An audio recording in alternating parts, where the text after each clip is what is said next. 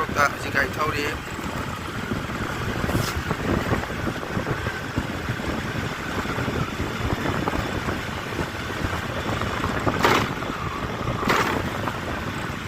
Masuk lambi ni.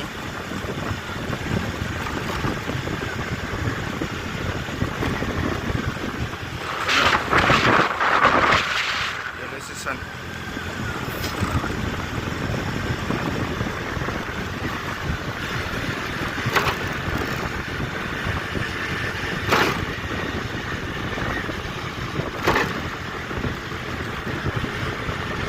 Ayuk ngali bani na lambi su khali hoy.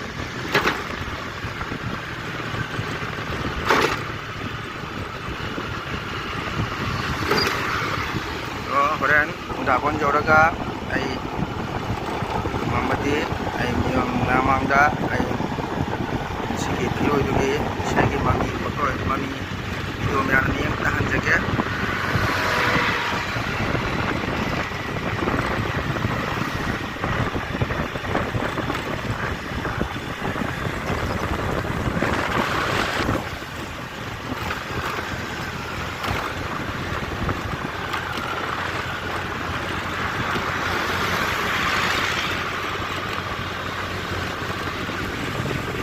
tôi cái thối nam thăm mà kia rồi này Dabon Joraga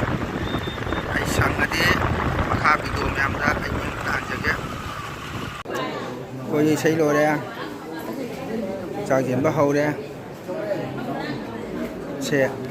anh xử với nào sẽ sắp ba cái sao đi Sujandra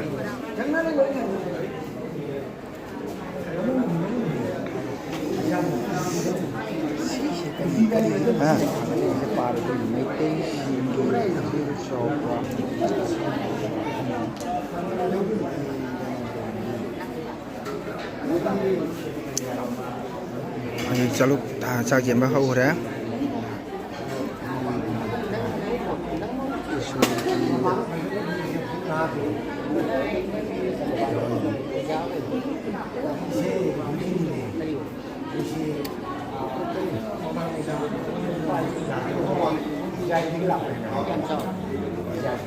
oleh cakta ni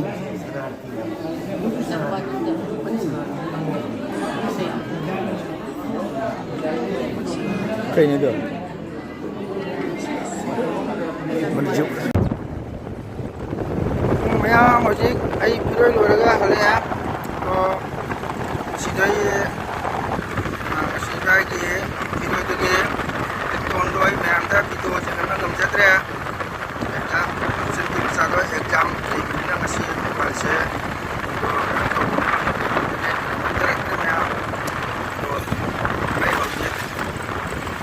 lôi na halea ko lôi to na kan jarang marang nanti ki ai family chen myam si bai na to mi rak rang si ko to ko jai lambi da chali Dabon main road ta chali myam do kuyen loi ba pung 12 makhai dai loi ya ngahak हमना वारी होता है सना तो तंग को खरे जो जे Dabon लंबी मसान का गाय थौरी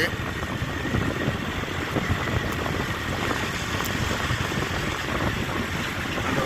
आई ngasi जामना sei do ai ma'am दा मियं ताहान जन बनिया तो को मतम मोबाइल सिगी video recording तो बिना बा लेता बा ताया जन चालू सो से स्कूल चकरे मा एग्जाम लई आजना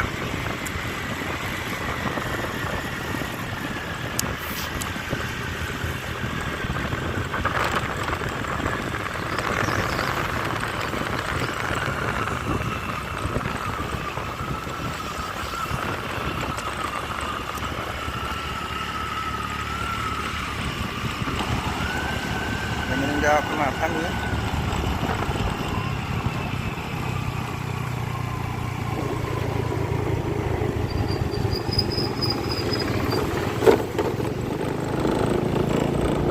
Aduh mayam.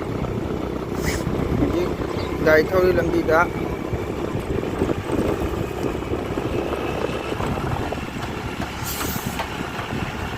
Lambi से पूरा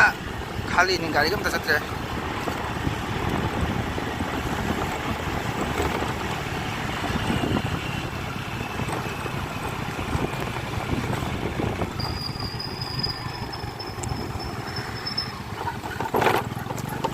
दो आई से चलगा रोंगपुर चंगिनी चे गिदा चे गी जुम जौरगा आई मखा वीडियो मैम मियम तांजगे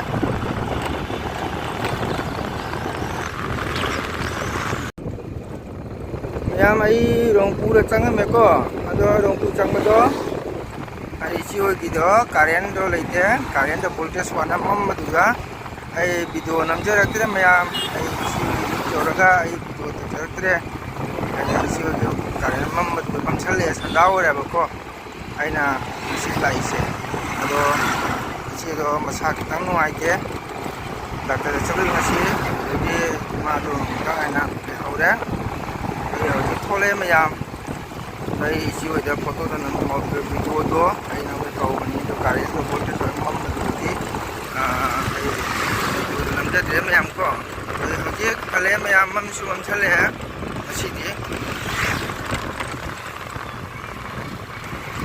चले मैम थासु थोले से लंबी से ममसलबनिना उपाय लेत्रे आई वीडियो से हेगे थोबदि मानद्रे मैम अदबो आइना सुम मैम दा वीडियो से सुमिंग ताहान तौबनिको अदो ममदि ममसलबनिना हजि संदा ओइसले इदि थबक से खितंग सु चिले मैम आई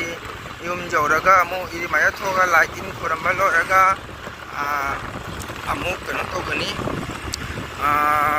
पलागे फैजोम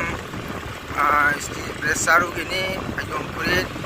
इदि ngasi खितंग नुआइत्रे यूम सुरा दिलका मोसले गायं कोरकांदिदा आई सोरा थमले मैम अदो ममजु ममसलेको अदो संदा से लेलगा आई ओरगा आई मैमदा आई से जंगन मैम अदो आई ngasi वीडियो से मैम येंगदा खितंग मितागा दो मानले जामजि नुआइत्रे मैम अदो आइना सुम स्नाव मैम सिबगी ममदरको नोमगी स्नाव मैम सिगा वारी साना होत्रबदि मदुगि कमेंट होतदि नुआइतबा हाजे तारेको अदुना आइना वीडियो से मसामतंग ngasi ju thamjage मैम अदो आई हौजि लंबी रोंगपुदि लांथोक्तना कोइ आरकाथिपु लांथोरे मैम अदो आई संदासु ओइसलबनिना आई वा सुवारे ngasi se मैम सागा साबने अदुगदि इचनिबि दमु फामे इचनिबि दमु वीडियो नंबर चांस से ngasi करा नुमाइत्रे ngasi इचनिबि मेमदे तोबनते अब फिरोइसको मोय लमदो खितंग नुआइतबगे मामोन मांदो तो तोबा अदुना फामिना बसे खितंग नुम जारक तबदगे इना वीडियो से थांग नमदे ngasi दो इचुइदमु चले इचुइदमु कारेंट लेत्रे वोल्टेज वामदे कारेंट ममरि वीडियो नंबर नुआइतनाइ नमजरक्तेको अदो आई मखागी वीडियो से आई स्नाव मैमदा आई होरेन याना मियं तांजगे मैम आई वीडियो से जाम वाना नमजबनी मैम को अदो मैम दाइना स्नाव मैम फमदा आई इदि इकाइजे दुबु इकाइबदि जात्रे करिनादा आइगी हौजि मैम को मैम सु दुम उरमनी आइगी चैनल से अदो आई सब्सक्राइबर से लिसिंग 1000 फागदबा जामजे को अदरा मैम नुसिबा स्नाव मैमना आइगी चैनल से येंबिरगसु कनागुबना लाइक तौदबा जारंगनि सब्सक्राइब तौदबा जारंगनि मैमना आइगी नुसिबिदुना को आइगी चैनल से मैमना आइगी चैनल से 1000 सब्सक्राइबर फांदिउ मैम